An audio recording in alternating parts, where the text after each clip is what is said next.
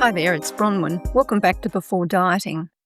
Over the last few episodes, I've been talking about what happens in the period after a diet ends and saying that there's much useful information about weight regain that is sitting there if we make the time to investigate it.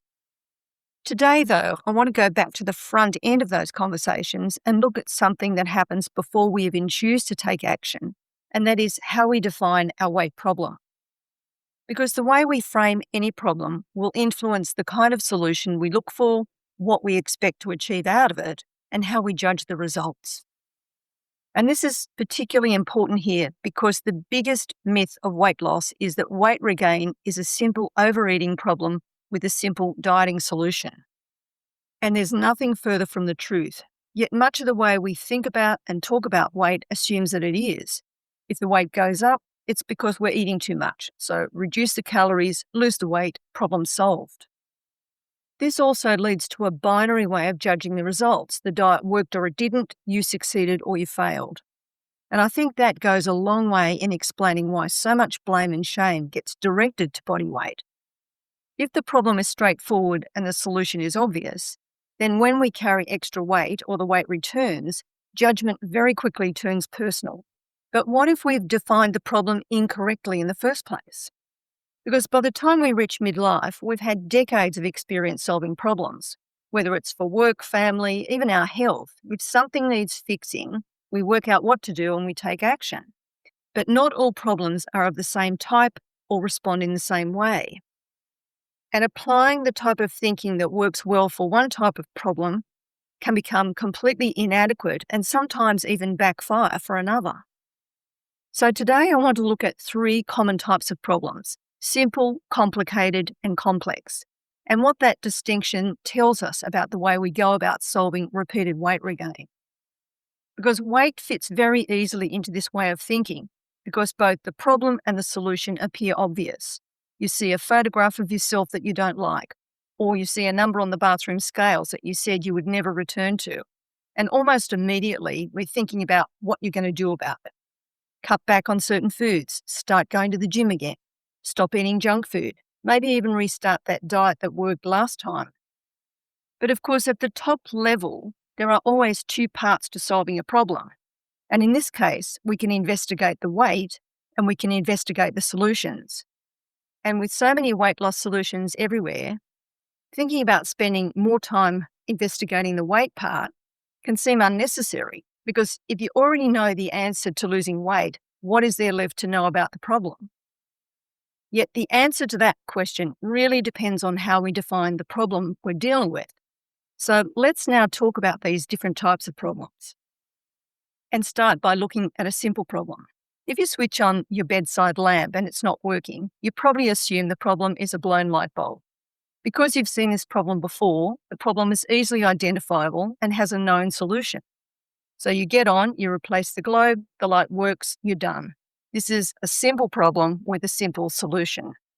Now let's scale up to something that's complicated. A kitchen renovation. There are lots of separate parts to it and usually lots of problems to solve along the way. You need tradies with different skills. There's planning, scheduling, coordination to bring them all together. And you know that some tasks can be worked on at the same time, while others need to be done in a specific order, like the plumbing must be done before installing the cabinetry. Now, it might be stressful with all the moving parts, but eventually all of the activities come together in a finished kitchen.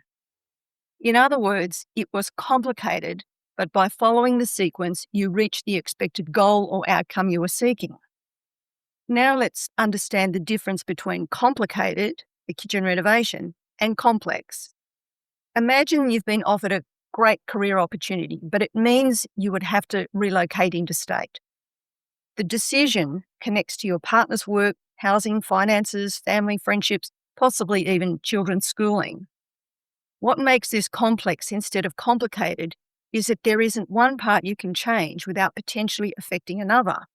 And once you make one decision, it can alter the circumstances surrounding the next. And it's that makes a problem complex.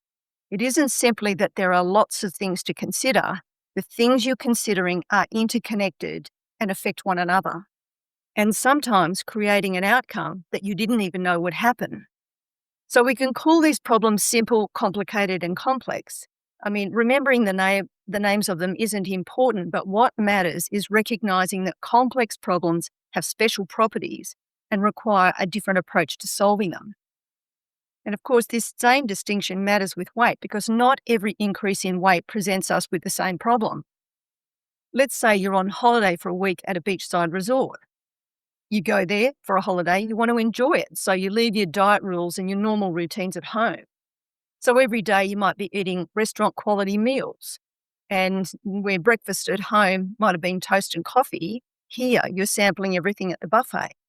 And of course, those 5 p.m. cocktails by the pool win out over the gym visit you'd plan to do each day. And of course, because you're eating differently, you return home weighing more than when you left. But once home, you return to your usual routines.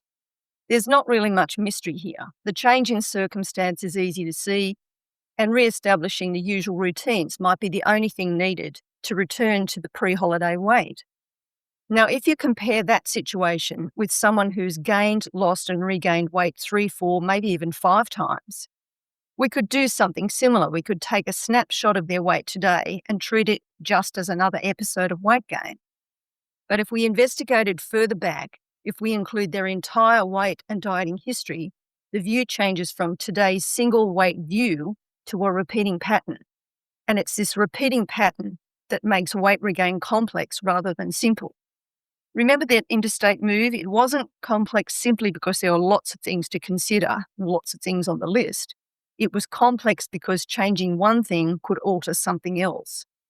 Repeated weight regain has that same important characteristic. A diet doesn't operate in a box separate from the rest of your life. It changes it. By the time you begin the next diet, you have a history that you didn't have before, and that history can influence what you choose next, how tightly you try to control your eating, and what another increase on the scales means to you. In other words, the attempts to solve the problem can become part of the problem we're trying to solve. And that's a bit of an uncomfortable idea because dieting is usually positioned outside the problem and outside ourselves. There's the weight problem, and then there's the diet we use to fix it. But after repeated attempts, I don't think we can keep making that separation.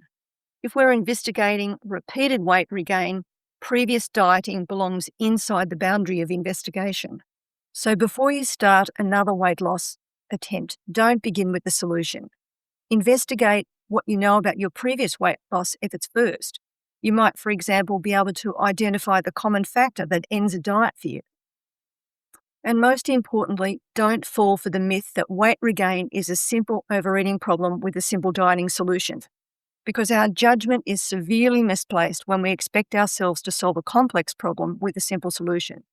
Yes, simple solutions can work temporarily, but a complex problem will always return. And I'd like you to help me by passing that idea on to another woman who's judging herself for regaining weight. Because if passing that message on means one more woman stops interpreting repeated weight regain as evidence that she's failed, then it's an idea worth sharing. Now, if you'd like a cheat sheet on these 3 types of problems, head over to my website. I've put the link in the show notes. So, as always, thanks for listening, and I'll talk with you next week.